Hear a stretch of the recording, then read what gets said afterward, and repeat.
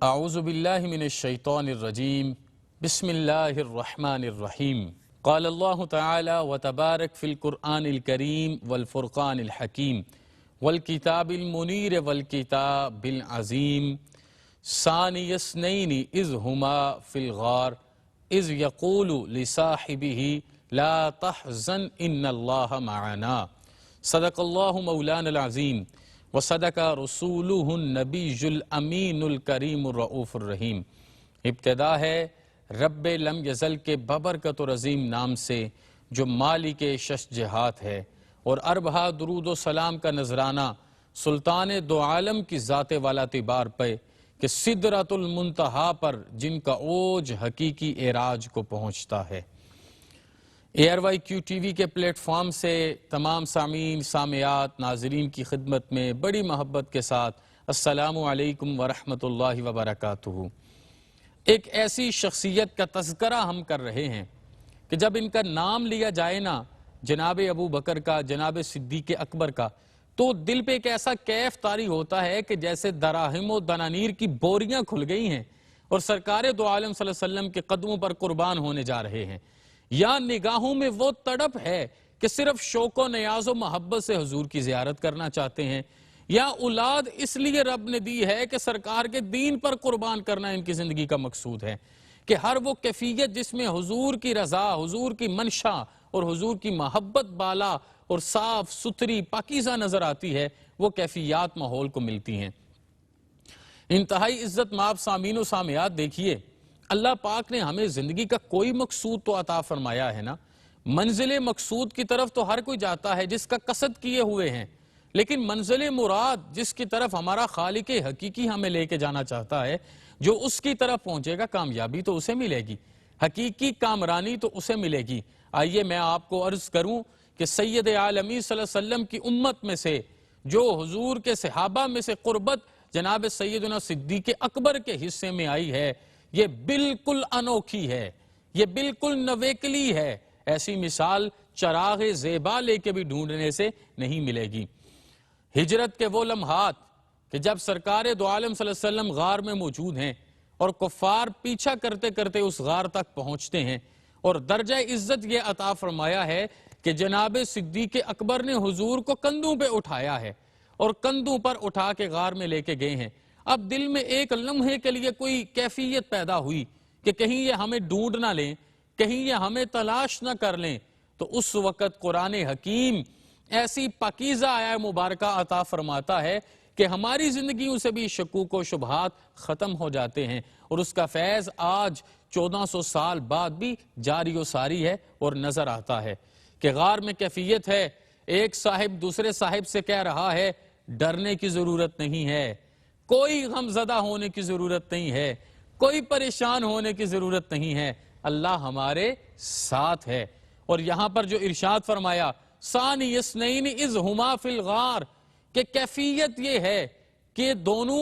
ایک حقیقت میں اور ایک عطا میں، ایک نبی ہونے کی حیثیت سے اور ایک امتی اول ہونے کی حیثیت سے ایسے کیفیت میں ہیں کہ اگر پہلے نظر حضور سید عالمی پہ پڑے تو دوسری جناب صدیق پہ پڑے گی، اور اگر پہلے غلام پہ نظر پڑے تو وہ صدیق پہ ہوگی، اور دوسری امام پہ نظر پڑے تو جناب رسول اکرم پہ ہوگی۔ مطلب یہ کہ کیفیت یہ ہے کہ یہاں پر امتی اپنے نبی کی محبت میں اس طرح ڈوب چکا ہے کہ جدا نہیں کیا، یہ نہیں کہا کہ وہ اور ہیں اور یہ اور ہیں، بلکہ فرمایا ان دو میں سے ہر ایک،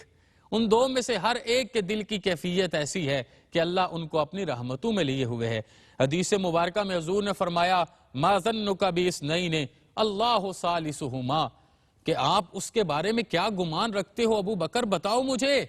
کہ جو دو اور ان کے درمیان تیسرا ثالث اللہ ہے، جن دو کے درمیان یعنی کہ رب ہے، رب کا رسول ہے، اور رب اور رسول کے صدیق اکبر ہیں، تو ان کے بارے میں آپ کا کیا گمان ہے کہ ان کا کیا مقام ہوگا، ان کی کیا عزت ہوگی، ان کی کیا منزلت ہوگی۔ یہاں پر ایک بڑا لطیف نکتہ قرآن حکیم کے استدلال سے آپ کی خدمت میں رکھنا چاہوں گا کہ جناب سیدنا موسیٰ کلیم اللہ جب اپنی امت کو لے کے نکلے نا تو سمندر پار کرنے لگے، تو اس وقت ایک وہم پیدا ہوا، تو آپ نے فرمایا اِنَّ مَعِي رَبِّي سَيَهْدِينِ، اِنَّ مَعِي رَبِّي سَيَهْدِينِ، یہ جملہ آپ نے ارشاد فرمایا، آپ نے کہا پریشان نہیں ہونا، میرا رب میرے ساتھ ہے، ان قریب ہمارے لیے رستہ کھول دیا جائے گا۔ ادھر جناب موسیٰ کلیم اللہ کے لیے اللہ پاک قرآن پاک میں معیہ کا لفظ استعمال فرماتے ہیں، اور ادھر جب حضور کی بات ہوتی ہے اور جناب صدیق اکبر کی بات ہوتی ہے تو فرمایا اذ یقول لصاحبہ لا تحزن ان اللہ معنا،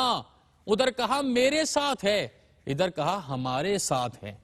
آؤ گرامر میں اس بات کو سمجھو کہ ادھر کہا میرے ساتھ ہے، ادھر کہا ہمارے ساتھ۔ ادھر حضور نے یہ نہیں کہا کہ میرے ساتھ ہے، بلکہ ادھر حضور نے فرمایا کہ ہمارے ساتھ ہے، مطلب کہ اس وقت رب صرف اپنے نبی کے ساتھ تھا، موسیٰ کلیم اللہ کے ساتھ، اور موسیٰ امت کے ساتھ تھے، لیکن ادھر اتنی عطا ہو گئی کہ اللہ رسول اکرم کے ساتھ بھی ہے اور صدیق اکبر کے ساتھ بھی ہے۔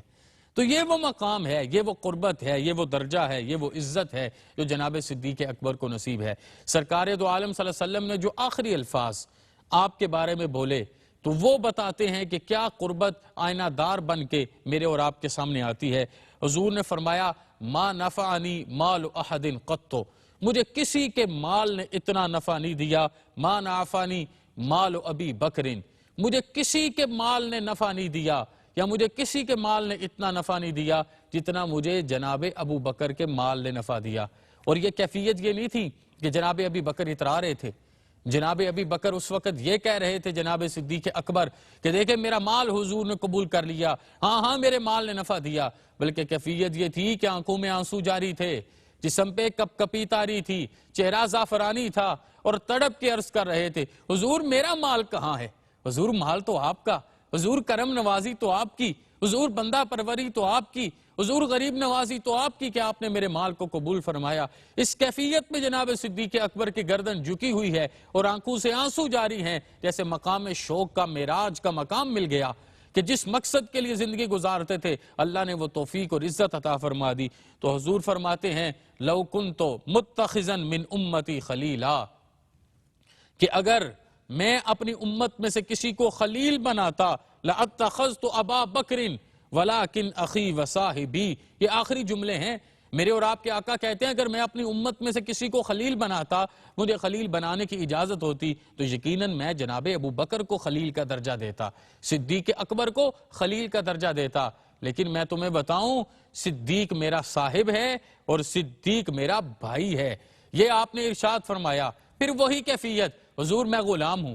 میرے ماں باپ غلام ہیں، میری اولاد غلام ہے، کوئی اترانے والی بات ہی نہیں، اپنا سب کچھ قربان کرنے کے بعد نگاہ شوق میں صرف ایک بات ہے کہ اللہ کی رضا مل جائے اور اللہ کے حبیب کی حقیقی عطا مل جائے۔ میرے ذی وقار بھائیوں، سرکار دو عالم ایک مقام پر بڑے کیف کے عالم میں تھے، بڑے خوشی کے عالم میں تھے، تو آپ فرماتے ہیں رحم اللہ ابا بکر، اللہ پاک جناب ابو بکر پہ رحم فرمائیں، جناب ابو بکر پہ رحمت فرمائیں۔ رحمت دو عالمی جب اللہ کی رحمت کسی کے لیے مانگیں گے تو بتائیے کتنا حصہ وافر ملا ہوگا، کتنا حصہ کثیر ملا ہوگا، کتنا حصہ ان کو عطا ہوا ہوگا۔ اور پھر آگے فرمایا رحمت کرنے کی وجہ ہیں،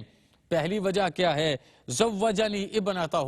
کہ اس نے اپنی بیٹی کا میرے ساتھ نکاح کیا، میرے عقد میں دی، میری خدمت کے لیے، تابعداری کے لیے، فرما برداری کے لیے۔ اور آگے فرمایا وَآتَكَ بِلَالًا مِّن مَالِهِ، اس نے اپنے مال سے جناب بلال کو خرید کے آزاد کیا، بیٹی بھی دے دی اور مال سے جناب بلال کو خرید کے آزاد کیا، جسے میں نے مؤذن اسلام بنایا، جس کو اللہ نے پھر جناب عمر کا سیدی ہونے کا درجہ عطا فرمایا، جو بیت اللہ کی چھت پہ چڑھایا گیا، اور جس نے آخری وقت میں اپنی بیوی سے کہا تھا میرے سے زیادہ سکون والی موت آج تک کسی کو نصیب نہیں ہوئی، اور فرمایا وَحَمَلَنِي إِلَى دَارِ الْحِجْرَةِ، یہ اسی کی سعادت ہے، اس نے مجھے اٹھایا، ساتھ لیا، میری غلامی کی، اس کی اولاد اپنا پراہن پھاڑ کے میرا سامان باندھے، اس کا بیٹا میرے لیے مکہ مکرمہ کی مخبریاں لے کے آئے، اس کی بیٹی میرے لیے کھانا لے کے آئے، یہ مجھے کندھوں پر اٹھائے، یہ مجھے غار ہیرا میں لے کے جائے، غار سور میں لے کے جائے، میرے کھانے کا انتظام کیا، میرے سکون کا انتظام کیا، ایسے جیسے کسی کے لاڈ لڑائے جاتے ہیں، کندھے پہ اٹھایا جاتا ہے، مثال بنایا جاتا ہے، کہا ویسے اس نے مجھے ساتھ لیا، سارا سفر گزرتا رہا، یہ ہر صحبت خود بے برداشت کرتا رہا اور مجھے سکون دیتا رہا، حتیٰ کہ جب ہم دار ہجرت میں پہنچے، مدینہ منورہ میں جو یثرب تھا اور اسے شک گزرا کہ کہیں لوگ مجھے امام نہ سمجھیں کہ پیچھے ہٹ گیا اور اپنی چادر سے میرے اوپر سایہ کیا۔ ان آداب کے ساتھ، ان محبتوں کے ساتھ، ان بے ریا عقیدتوں کے ساتھ اس نے میرے ساتھ زندگی گزاری ہے۔ یہ جناب صدیق اکبر کا خاصہ ہے کہ آپ سفر میں بھی حضور کے ساتھ ہیں، آپ حضر میں بھی حضور کے ساتھ ہیں، اب مکہ مکرمہ بھی حضور کے ساتھ ہیں، اب مدینہ منورہ میں بھی حضور کے ساتھ ہیں، اور اگر معراج کی رات اب ظاہراً ساتھ نہیں ہیں تو سب سے پہلے تصدیق فرمانے کی توفیق بھی اللہ آپ کو عطا کرتا ہے۔ اور اب ان کا جناب مولا کائنات سے کیا تعلق تھا وہ بھی سنیے۔ جناب مولا کائنات سے کسی نے سوال کیا کہ سب سے زیادہ بہادر کون ہے؟ تو کہا جناب صدیق اکبر۔ عرض کی مولا صدیق اکبر بہادر کیوں ہیں؟ کہا جب بدر کا مارکہ ہو رہا تھا اور غزوہ بدر کے موقع پر سرکار دو عالم صلی اللہ علیہ وسلم کی عریش کے باہر کھڑے ہونے کی باری تھی تو کوئی اس وقت کھڑا نہیں ہو رہا تھا۔ ابو بکر حاضر ہو گئے، کہا میرا سینہ حاضر ہے، میری زندگی حاضر ہے، میرا جسم حاضر ہے، میری جان حاضر ہے، میں یہاں پر کھڑے ہو کے سرکار دو عالم صلی اللہ علیہ وسلم کی حفاظت کروں گا اور اپنی زندگی کو قربان کروں گا۔ میرے ذی وقار بھائیوں، میری عزت ماں بہنوں، امت کی بہترین بیٹیوں، سامعین و سامعات، دیکھو یہ تعلق ہے، یہ سرکار دو عالم صلی اللہ علیہ وسلم کی تربیت ہے کہ کس طریقے سے ابو قحافہ کے شہزادے کو عبد کعبہ سے عبداللہ اور عبداللہ سے ابی بکر اور ابی بکر سے صدیق اکبر کا درجہ نصیب ہو رہا ہے، اور حضور کی ہمیشہ حفاظت کرنے کی توفیق انہی کو نصیب ہوئی۔ کبھی حضور کے کندھوں پر ہاتھ رکھ رہے ہیں، کبھی حضور کے سینہ نور پہ ہاتھ رکھ رہے ہیں، کبھی حضور سرکار دو عالم صلی اللہ علیہ وسلم کو چادر اڑا رہے ہیں، کبھی سرکار دو عالم صلی اللہ علیہ وسلم کے لیے نالین سیدھے کیے جا رہے ہیں،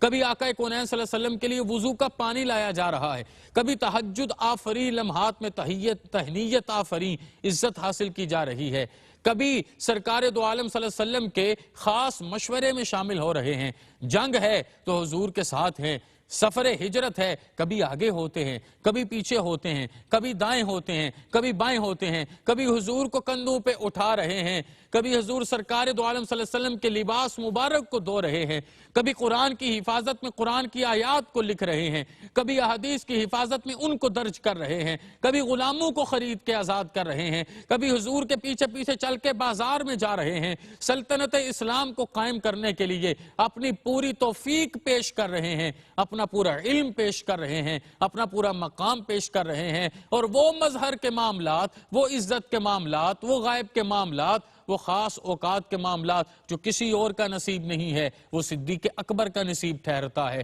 اور اسی موقع پر حضور انہیں سب کچھ عطا بھی فرماتے ہیں۔ تو یہ جتنی روایات میں نے آپ کے سامنے رکھی، یہ قرآن پاک اور حدیث مبارکہ کے جتنے حوالے میں نے آپ کی خدمت میں رکھے، ان کو سامنے رکھیے اور پھر دیکھیے کہ جناب صدیق اکبر کا حضور کے ساتھ کیا رشتہ ہے۔ میں نے پہلے بھی کسی موقع پر عرض کی، ابھی اس بات کو باندھنے کے لیے عرض کروں گا کہ ایک دن اشرفیوں کی تھیلی آپ کے ہاتھ میں آئی اور آپ نے ارادہ کیا میں حضور کو پیش کرنے جاؤں، ابھی گلی میں تھے، ایک خیال گزرا یہ کون سے آداب ہیں، خدا را للہ اس سے اپنا حصہ لیجئے کہ میں حضور کو جا کے خود دوں، میں دینے والا بن جاؤں اور حضور لینے والے بن جائیں، میں دینے والا بن جاؤں حضور لینے والے بن جائیں۔ گلی میں بیٹھ گئے، آنکھوں سے آنسو جاری ہو گئے، دامن آراستہ ہو گیا، دامن تہی کو آنکھوں کے آنسو نے دامن ہتھر و مکرم بنا دیا، اور جناب صدیق اکبر رونے لگے۔ حضور کا بلاوا آیا،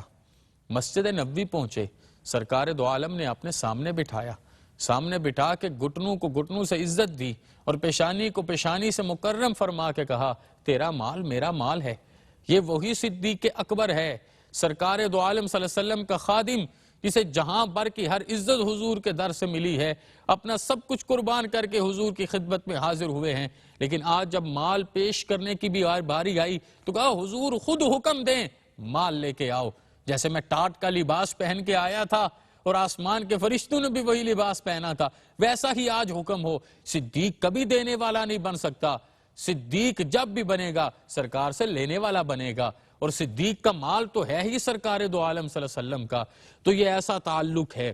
یہ ایسی عزت ہے کہ گھر کا رشتہ بھی قائم ہے، در کا رشتہ بھی قائم ہے، ظاہر کا رشتہ بھی قائم ہے، باطن کا رشتہ بھی قائم ہے، اور وہ خلوتوں کے لمحات جو کسی اور کو نصیب نہیں ہیں وہ انہیں نصیب ہیں۔ ایک دفعہ ہی تڑپ کے کہا تھا حضور آنکھیں میری ہوں چہرہ آپ کا ہو، غار سور میں ساری رات بلا شرکت غیرے انہیں دیدار نصیب ہوتا ہے، اور وہاں پہ سانپ ڈنگ مارتا رہتا ہے، ان کی آنکھوں سے آنسو جاری رہتے ہیں، حضور کے قصائد روحانی پڑھتے ہیں، حضور کے نام پر اپنا سب کچھ قربان کرتے ہیں۔ میرے ذی وقار بھائیوں، جناب سیدنا صدیق اکبر کے مال نے حضور کو جو فائدہ دیا وہ کوئی اور نہیں دے سکا، اور صدیق کو جو دعائیں حضور سے ملی، جن جن لمحوں میں دعائیں ملی، جن جن اوقات میں دعائیں ملی، درجہ قبولیت میں دعائیں ملی، وہ صحابہ کرام میں ہر ایک کے حصے میں نہیں آئیں۔ ہمارے لیے حضور کی ہر نسبت دو جہان کی عزتوں سے بھی زیادہ اعلیٰ ہے، لیکن صدیق اکبر جب آپ کی ذات کو پڑھتے ہیں تو جی چاہتا ہے اپنے دامن کو پھیلا کے سوالی بن کے ان محبتوں سے اپنا حصہ وصول کریں۔ اللہ پاک آپ سب کا حامی و ناصر ہو، وما علینا الا البلاغ۔